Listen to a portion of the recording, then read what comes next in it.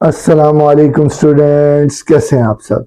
My name is Hammad Zafar and welcome to science matrix. तो आज का हमारा टॉपिक है नाइन्थ क्लास फिजिक्स से। टॉपिक का नाम है ग्राफिकल एनालिसिस। प्रीवियस लेक्चर के अंदर हमने डिस्प्लेसमेंट टाइम ग्राफ देखे थे और आज के लेक्चर के अंदर हम ये देखेंगे कि वेलोसिटी टाइम ग्राफ क्या होते हैं। असल में जो डिस्प्लेसमेंट टाइम ग्राफ होते हैं वो हमें क्या दे रहे होते हैं, वो हमें वेलोसिटी दे रहे होते हैं या स्पीड को रिप्रेजेंट कर रहे होते हैं। जैसे कि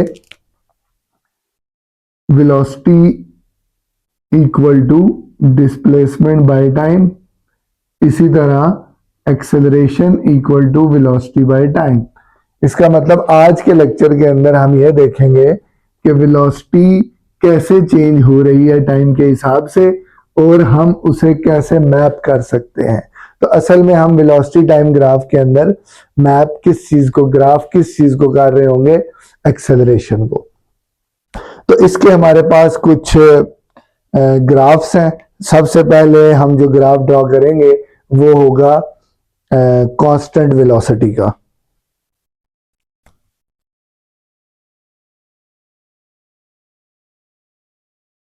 कांस्टेंट वेलोसिटी,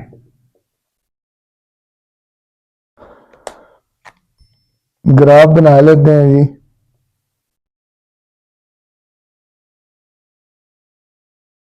जैसा कि हमने देखा था कि एक्स एक्सिस में हम रखेंगे टाइम को और वाई एक्सिस के अंदर हम यहां पे रखेंगे किस चीज को, वेलोसिटी को।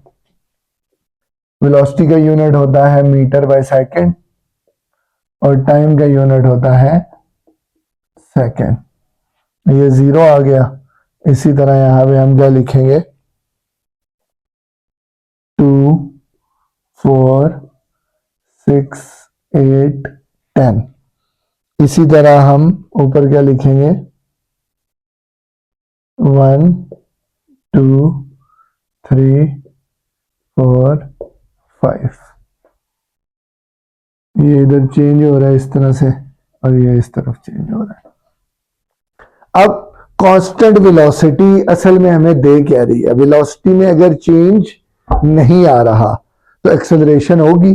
तो इसका आंसर है कि नहीं, कि अगर बॉडी की वेलोसिटी चेंज नहीं हो रही इसका मतलब है कि बॉडी का एक्सेलरेशन में भी चेंज नहीं आ रहा। तो असल में हमें कांस्टेंट वेलोसिटी कौन सा ग्राफ दे रही होगी, वो हमें दे रही होगी जीरो एक्सेलरेशन का। अच्छा जी, तो मैप करते हैं इसको। देखें जी, टाइम एक्सिस चेंज हो रहा होगा। वेलोसिटी फर्ज करें हम बॉडी 4 मीटर या 3 मीटर पर सेकंड के ऊपर रुकी, यानी हमने नोट करना कहाँ पे शुरू किया, 4 मीटर पर सेकंड पे। और स्टॉप वॉच से या किसी भी चीज से हमने ये देखना शुरू किया कि क्या वेलोसिटी में चेंज आ रहा है या नहीं आ रहा। तो जब हमने स्टार्ट किया तो उस टाइम पे टाइम था जीरो, यानी 0 सेकंड के ऊपर 4 मीटर पर सेकंड था। इसी तरह जब टाइम 2 सेकंड गुजर चुका तो तब क्या वेलोसिटी में चेंज आया था, तो आंसर है नहीं। वेलोसिटी तब भी कितनी थी, इतनी ही थी। इसी तरह 4 सेकंड के ऊपर भी वेलोसिटी कितनी है, 4 मीटर पर सेकंड। इसी तरह 6 सेकंड के ऊपर कितनी है, 4 मीटर पर सेकंड। 8 सेकंड के ऊपर भी कितनी है, 4 मीटर पर सेकंड। 10 सेकंड के ऊपर कितनी है, 4 मीटर पर सेकंड। तो अगर हम यहां पे देखें तो वेलोसिटी में चेंज नहीं आ रहा, वेलोसिटी चेंज नहीं हो रही। तो हम अगर इनको आपस में ज्वाइन करें पॉइंट्स को तो क्या आएगा हमारे पास, एक स्ट्रेट लाइन आएगी।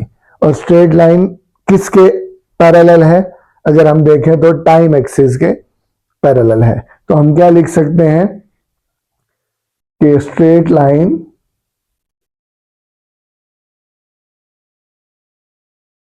Parallel to time axis represents zero acceleration। सही है जी। ये था हमारा पहला ग्राफ। दूसरा ग्राफ है जी हमारा कांस्टेंट एक्सेलरेशन का।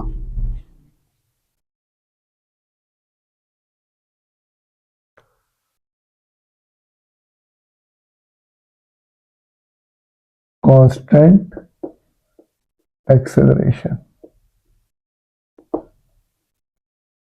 कांस्टेंट एक्सेलरेशन का क्या मतलब है कि वेलोसिटी में जो चेंज आ रहा है दैट इज यूनिफॉर्म, मतलब कांस्टेंट वेलोसिटी में चेंज आ रहा है जिसकी वजह से एक्सेलरेशन हमारे पास क्या है, कांस्टेंट है। हम इसको ग्राफ कैसे कर सकते हैं,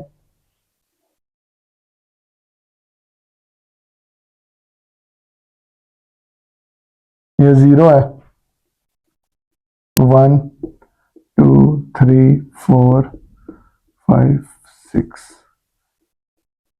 सेकेंड्स, और इस तरफ मीटर पर सेकेंड है, वेलोसिटी है 1 2 3 4 5। अब हम इसको मैप करते हैं। देखें वेलोसिटी में चेंज हम यहाँ पे मैप करेंगे तो असल में वो हमारे पास क्या होगी, कांस्टेंट एक्सेलरेशन। 0 सेकंड के ऊपर 0 मीटर पर सेकंड स्पीड थी, यानी बॉडी रेस्ट में थी। अब 1 सेकंड गुजरा, बॉडी ने 1 मीटर पर सेकंड कवर किया इस तरह से। अब 1 सेकंड और गुजरा, बॉडी ने भी 1 मीटर पर सेकंड यानी वेलोसिटी में चेंज आया, बढ़ी, और हमारे पास कुछ ग्राफ इस तरह का बन गया। इसी तरह हमारे पास जी 1 सेकंड और बढ़ा और बॉडी की वेलोसिटी में भी 1 मीटर पर सेकंड का चेंज मजीद आ गया। तो ये हमारे पास आ जाएगा कुछ ऐसे। इसी तरह 1 सेकंड और चेंज हुआ, 1 मीटर पर सेकंड में और चेंज आ गया।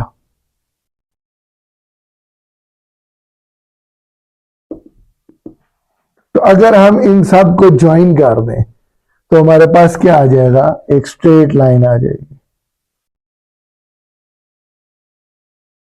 स्ट्रेट लाइन आ जाएगी which is incline to the time axis, और ये रिप्रेजेंट कर रही है किस चीज को, कांस्टेंट एक्सेलरेशन को। तो अगर हम यहां पे देखें कि वेलोसिटी हर लम्हे बढ़ रही है, तो हमने जब एक्सेलरेशन की क्या कह सकते हैं टाइप्स को पढ़ा था, तो उस टाइम पे हमने देखा था कि एक्सेलरेशन 2 किस्म की होती है मेन, पॉजिटिव और नेगेटिव। पॉजिटिव तब होगी कि जब वेलोसिटी में चेंज इंक्रीज आए, तो यहां पे इंक्रीज चेंज आ रहा है, तो इस एक्सेलरेशन को हम कहेंगे पॉजिटिव एक्सेलरेशन। और इसमें हम लिखेंगे क्या, स्ट्रेट लाइन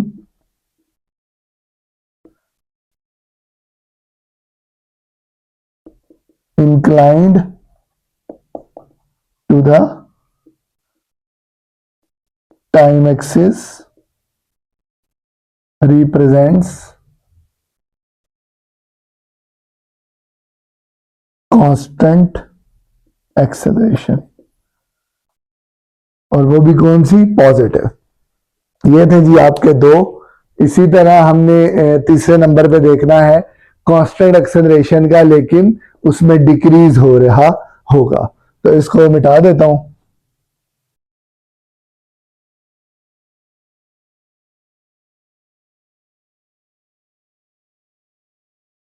अच्छा जी, तीसरे नंबर पे हमारे पास आता है कांस्टेंट एक्सेलरेशन लेकिन नेगेटिव, यानी डिसेलरेशन होगा। बॉडी की वेलोसिटी में चेंज इस तरह से आ रहा है कि वेलोसिटी डिक्रीज हो रही है, हाँ कॉन्स्टेंटली डिक्रीज हो रही है लेकिन डिक्रीज हो रही है। तो उसमें हमारे पास जो ग्राफ आएगा दैट इज कांस्टेंट डिसेलरेशन का आएगा हमारे पास। तो उसको ग्राफ को ड्रॉ करते हैं हम। 1 2 3 4 5।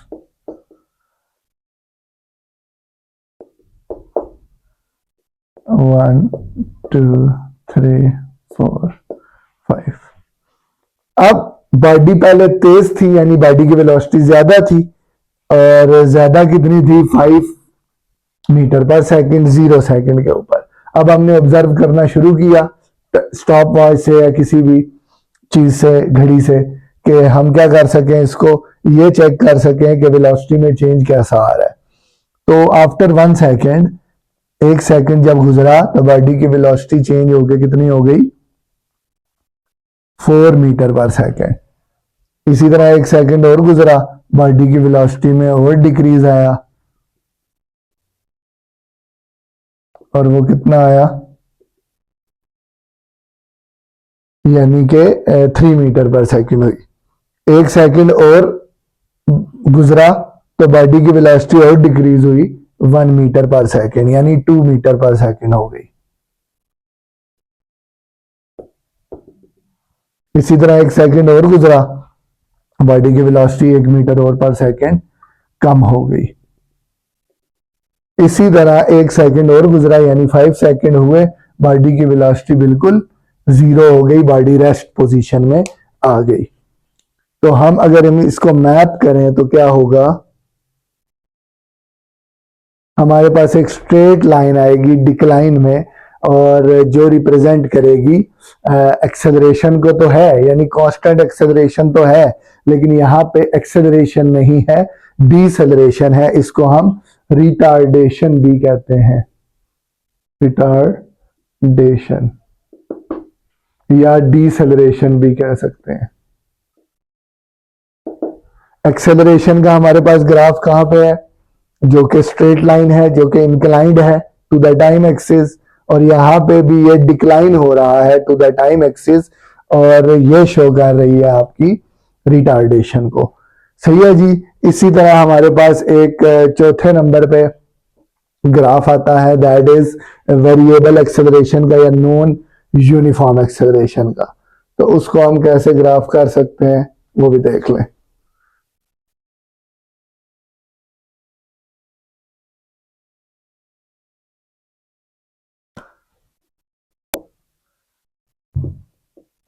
नॉन यूनिफॉर्म एक्सेलरेशन, जिस तरह का हमने वेलोसिटी के केस में ग्राफ ड्रॉ किया था, इसी तरह इस केस में होगा।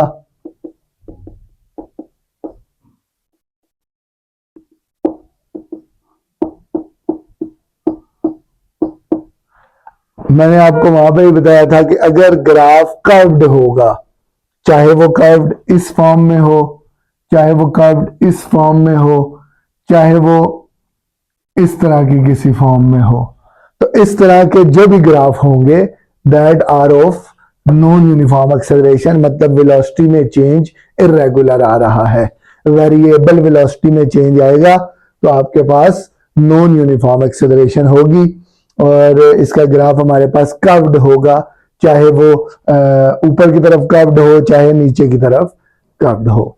तो उम्मीद है कि आपको समझ आई होगी। आज के लिए इतना ही, फिर मिलेंगे। अल्लाह हाफिज।